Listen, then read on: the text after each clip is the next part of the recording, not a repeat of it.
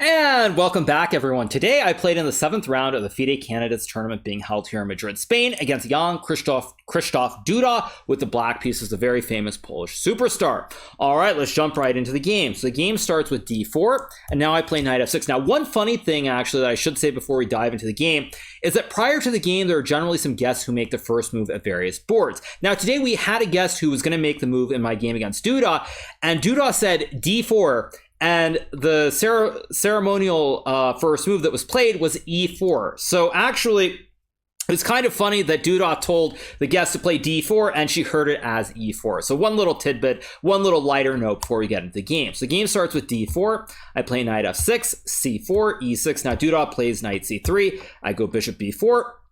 And we are in the Nimzo Indian defense, just like I had against Alireza Firouzja earlier in the tournament. So Duda plays e3 here, and now I castle. Alireza, of course, played queen c2, so that's a different setup. So e3 castles, bishop d3, c5, and now Duda plays knight g to e2. Now, I have some very fond memories with this setup. I actually started playing this setup with white when I was a strong IM trying to become a GM. I played it in some tournaments in San Francisco. I also played it in the 2002, I believe it was, or 2003 US Championship as well. So it's a setup that I'm very, very familiar with, and I've really enjoyed playing with the white pieces. So I play d5 here, Duda takes, I take on d4, takes, knight d5, castles, knight c6, a3, bishop d6, all very standard, nothing new so far. Now here Duda plays rook e1, and I thought for quite a bit in this moment. There's a fly for some reason, sorry about that, you guys. So I thought for quite a bit in this position, and I was thinking to myself, what did I want to play? Now there are a couple options. Knight takes c3 is move, bishop c7, knight c7, bishop d7, many different ways of playing it. In the end, I chose to play knight c7 for a couple of reasons. I played knight ce7 to try to play against this isolated pawn, or the isolani as they call it in Italian, where if white trades, there's a knight blockading against this isolated pawn. And I thought if white plays something like knight e4, I can go b6, and white maybe is slightly better potentially here after knight c3. But with the isolated pawn, I feel like there are more dynamics and the game can go either way. So I was definitely angling for something that was a little bit more complicated by playing this move knight c7. So Duda plays bishop c2, and now I go bishop d7. Unfortunately, I don't have time to play b6 here, because now after queen d3, f5, for example, this bishop b3 move, if I go bishop b7 here, white has bishop g5, and there are all kinds of threats on the two diagonals from the bishops on b3 and g5, and it's very, very unpleasant. So I play bishop d7 to try to put the bishop on the diagonal via c6 instead of via b7. So queen d3 is played, Duda goes for the cheapo checkmate threat. I play f5 to stop it, of course, and now he plays bishop b3. Now initially you'll notice that there's a little bit of weakness here on the dark square e5, as well as there being a backwards pawn, but because white has an isolated pawn in the center and I grip the d5 square, this pawn really should not be all that weak on e6.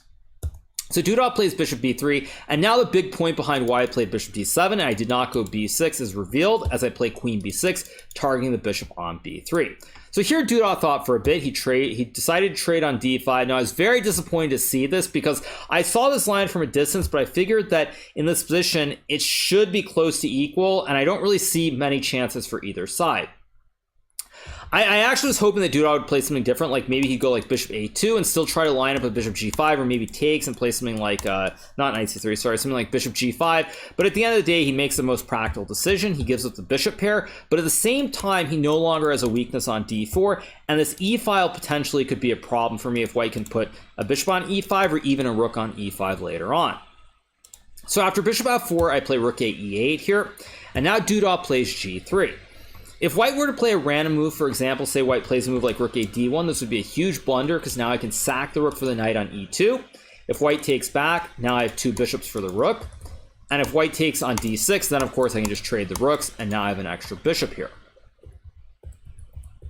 So Duda has to make a decision. Does he take on d6 or does he play g3? Now, Duda thought for a long time here, and he played this move g3, which I think is, in retrospect, not the best move. What I think that Duda should have done here is he should have traded on d6 and then played g3 here. Now, the reason is not initially obvious. Again, white's still trying to put the knight on f4, but the main reason that this makes more sense in the long term is, say I just play a random move like bishop c6, which is probably the move that I would have played in the game. White can now play the very unusual move pawn to f4.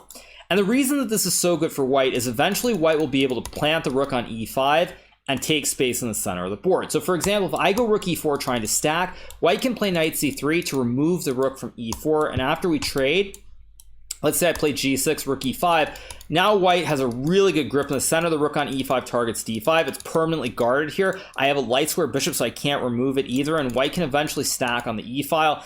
And positionally, this is very, very difficult for black to play. So this idea with f4 is very, very strong because white just wants to play knight c3 and rook e5, and I can't really close the e file by putting my rook on e4.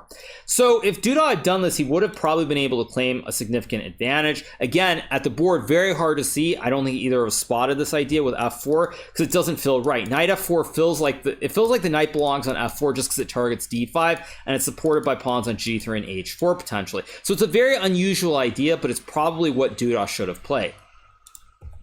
So instead, Duda plays g3, very logical move, but now I can trade, and now I can actually plant my rook on e4 here, and white cannot really kick it out, because if you play f3, I just take on d4. If white takes on d5, for example, I can just trade on d4, and just like that, this game probably should end in a draw very soon here if we trade off the rooks. Rook and bishop versus rook and knight, no weaknesses for either side, should be a peaceful result.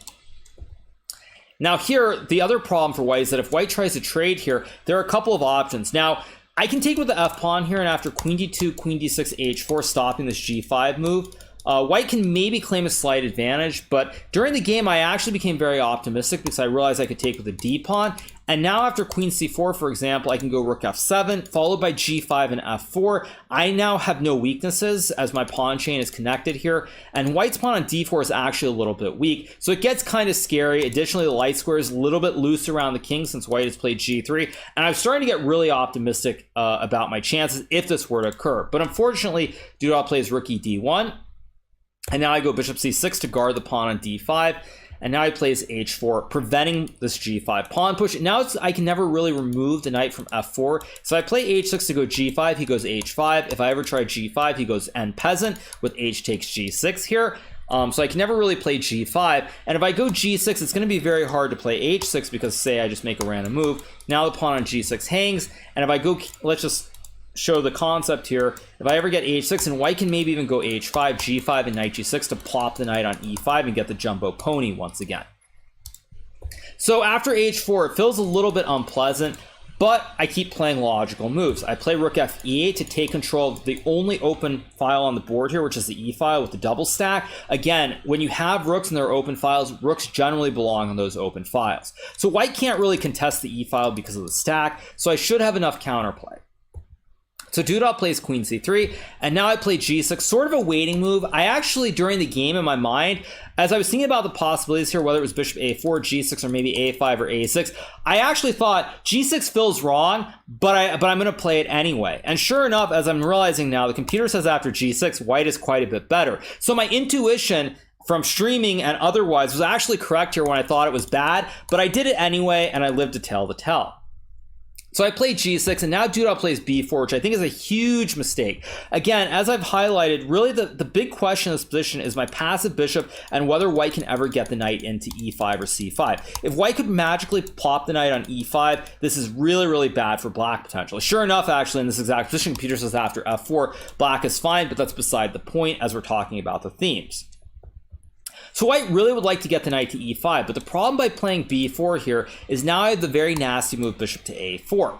And it may look like a nothing burger after bishop a4, but the problem is that now, I'll show you guys a couple of variations that I calculated during the game. White cannot capture the pawn here, so I go queen d8. If white moves the knight, of course, I just capture the rook on d1. If white goes knight c7, I can go rook a e7, rook to c1, and now after rook takes d4, this knight on c7 is very loose, and I control both the open d and the e files, and the knight is kind of stuck here. It has no real squares to go to. So knight c7 is no good, and if white tries queen c4, I can play b5, walking into the classic family fork, discovery, everything here, but it doesn't do anything for white, because after knight f6, I go king h8, queen's under attack here. If you go queen c6 to guard the knight, I go rook e6, and I collect either the knight or the queen. If you go queen f7 here, I can very calmly play rook e7, guarding against the Arabian checkmate on h7, and after queen a2, I just take the rook. If you take my rook, I go check, king here, and then I'm just up a piece. So that doesn't work. And the last bit is that if white plays queen a2 here, for example, I can just play bishop takes d1, knight to f6. And now there are a couple ways to go, but I think king h8 was the move that I was going to play. And after knight e4, I can simply play queen takes d4. and I think this should be okay, although computer says after queen f7 the game goes on. So maybe my calculation was a little bit wrong, although queen e4, rook d1, queen e7 still should be enough to draw the game. At any rate, Duda plays rook d2, which is the move that I expected. And now I play queen c6, and now the problem with b4 is revealed, which is that if white does not push b4, for example, say we get, let me try to set this up. Say we get some position here where white trades, for example. White is doing very well here because at some point, let me just make some random moves to illustrate what could happen. If white can play b3 and after bishop b5, rook c3, for example, there are ideas like a4 to remove the bishop. The pawn on b3 covers the c4 square. So white is doing really well here. For example, rook d4, a4, bishop a6, and rook takes c6. And white is positionally overwhelming. So when we go back to this position, the reason b4 is such a bad move is that now after rook d2, queen c6, the problem is if white trades here and plays, let's just say king g2, I can go bishop b5. And the problem is the knight can't get to e5 or c5. If you go knight d3, I take on d4. Additionally, if you ever go rook c1, I can go bishop c4. And just like that, because the pawn is on b4 and not b2, white can never remove this bishop. So the bishop is glued to c4 for the rest of the game. And the bishop here is actually better than the knight on f4. So it's a very big positional blunder here by Duda playing b4. And as soon as we got to this position after queen c6, I started getting a little bit optimistic. So I did realize if he trades here and he plays king g2, bishop b5 with bishop c4 and rook e1, maybe I can channel my inner Bobby Fischer and show why the bishop is better than the knight in an endgame. Those of you who are strong Chetzers will know that Bobby Fischer was very famous for proving that a bishop is better than a knight in most endgames.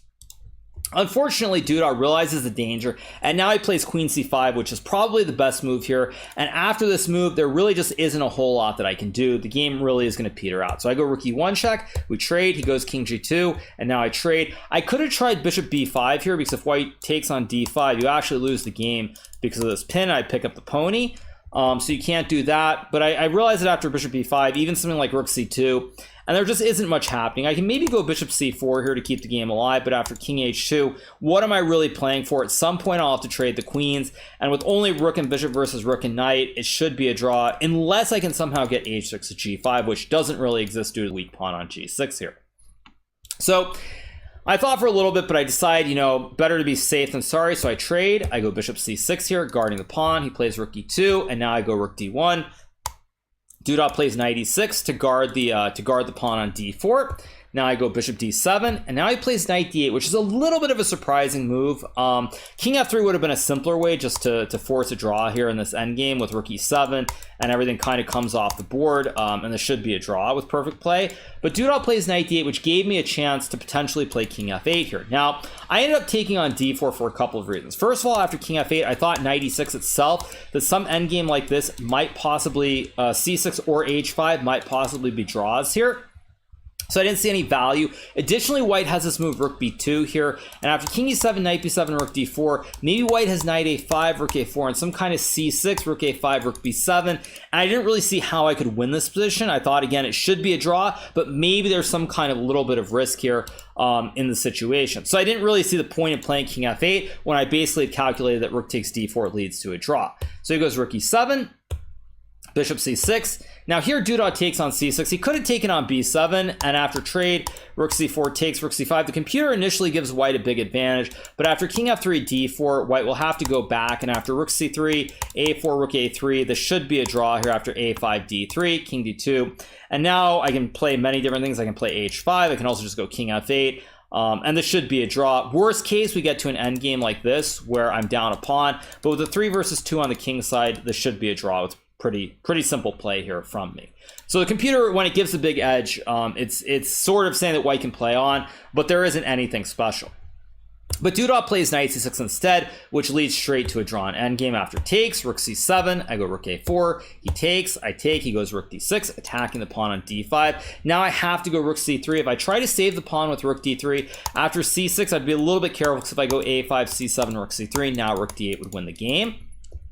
So I can't really go for rook d3. So here I play the most logical move, which is rook c3, get the rook behind the passed pawn, one of the basic themes in rook and pawn endgames. Rook takes d5 is played. I go a5, c6, a4, rook a5, and now I play a3. He goes c7, rook c7, And here I offer a draw. Again, the rules do allow a draw offer after black's 40th move, so I'm able to offer the draw, and we don't have to make a silly repetition here to finalize the result. At any rate, the game ends in a draw here. It was obviously one of my more one of the drier games I had in this tournament, unfortunately, that didn't feel like there were really that many chances either for me or for Duda, but I tried my best. I played solidly. Unfortunately, Jan Nepomniachtchi won his game against Richard Rapport, and it looks like Fabiano is also going to win, so we'll see what I can do. I'm just going to keep playing my game. Maybe I can pick up a win here or there. There's still 7 rounds to go, so you never know what can happen. At any rate, I'm just trying to play my game, and we'll see how the rest of the games go. I do hope you guys have enjoyed the recap. If you are not already subscribed to the channel, make sure to hit the subscribe button, and I will see all you guys tomorrow after round number 8 against Fabiano Caruana. I'll see you then.